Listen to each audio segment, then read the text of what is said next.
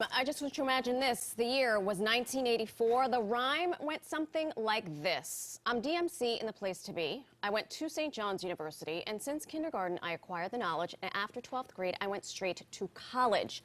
Back then, most folks thought hip-hop was just a passing fancy, and not only has it outlasted so many other music genres, hip-hop is an ever-evolving culture that touches so many aspects of our everyday lives. And if you don't believe me, just ask Darryl McDaniels, the DMC of Run DMC. He's also one of New York's very own.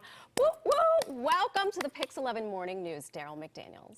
Thank you for having me, Marisol. How you doing? I'm great. I'm not sure if you were paying attention to that pizza. Do you like a good slice? A New York slice? Love pizza. All yes, right. Pizza, yes. Love pizza and burgers and rice pudding. Look at that. Most people don't like rice pudding, but I love it. Well, we like that you are joining us this morning. You're here first to tell us about your latest creation. It's a children's book, and it's called Darryls Dream. And just to give viewers a quick sense, it's about a third grader navigating elementary school, and he finds himself at the school talent show. I wonder if you could take it from there. Well, basically, he's in a position where he wants to say his poem at the talent show, and then the other kids tease him, "Oh, that's corny. Why you want to do that? That's not fun." So he crosses his name off the list to sign up for it, but then he feels really bad inside. So he goes home and he's like, "Mom," he's trying to find out is something wrong with him not doing what he feels like he's doing while worrying about what others think. So he's like, "Mom, what would you do if you wanted to do something, but your friends didn't think it was cool?" And his mother's like, "Yo, honey, you got to believe in yourself and do what's in your heart." So he goes to sleep. He has this dream about he's all these wonderful, magnificent things. He even dreams that he's with the bullies, bullying other kids. And in the dream, it doesn't feel right. So he wakes up the next day. He runs back to school, signs up for the talent show. Now, the day of the talent show comes, he's ready to say his poem. The bullies come and they rip his poem up. So he's thinking, I'm over this. What am I going to do? But then he realizes everything that he needs to be successful and succeed is already inside of him. So he goes out there, he nails the talent show, says his poem, he gets a standing ovation, and then one of the bullies come up to him at the end. It was like, "Yo, man, that poetry rap thing you do is real cool. Could you teach me to be like you?" And then Darryl goes, "I'll teach you, but only on one condition." And the bully goes, "What?" "You can't be me, you have to be yourself." So the book is written to do two things. Let all of our kids know they are perfect just the way they are, and they can be anything they want to be regardless what others think. It's about self-esteem and not being ashamed of the way you look, how you act, what you like. And even if you like if you're like me, you like rice pudding, let the world know about it.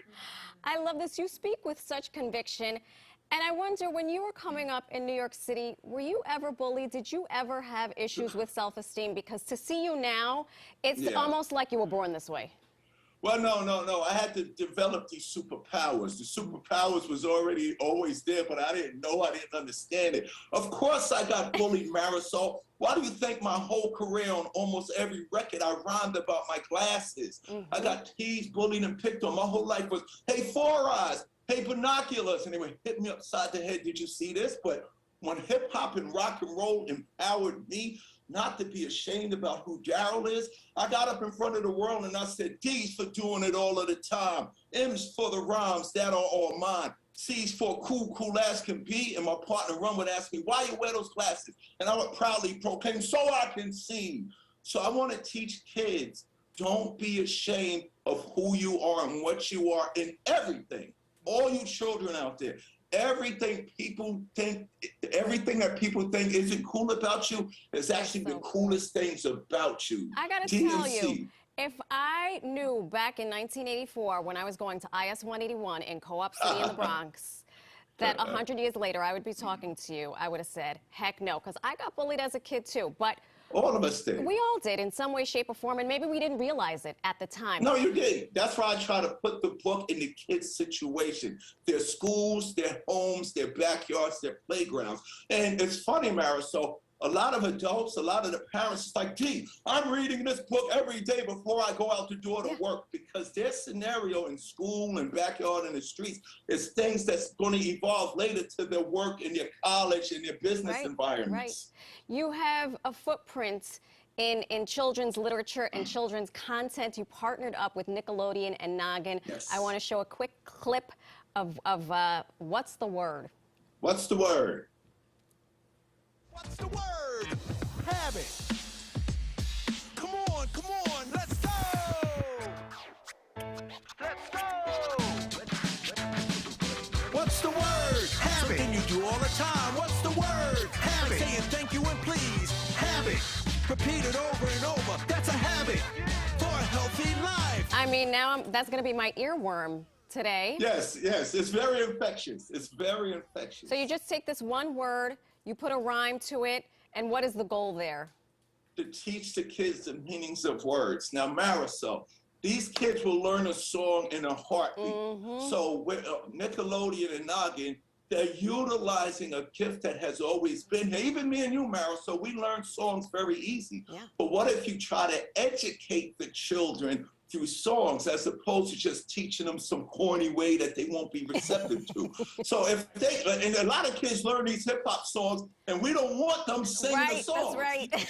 Saying stuff that, whoa, where'd you learn that? They don't know what they're saying. So Noggin and Nickelodeon, and who better to use to educate the kids using the hip hop culture than the mighty king of rock there is none higher. So the kids can see themselves in conditions and situations that is relevant and that they can relate to, the same way that Marisol, everybody that grew up with Run DMC and Jazzy Jeff and the Fresh Prince and De La Soul and Tropical Quest, we related to each other because we were talking about the way we were living. This is a lifestyle thing, but utilizing our gifts, education, music, sound, reading, writing, and arithmetic, and talking and communicating in a way that I can have conversations and dialogue with the young kids. Because even though I'm the mighty king of rock at 57 years old, when the kids read the book, they see, oh my God, that kid Darryl is just like me.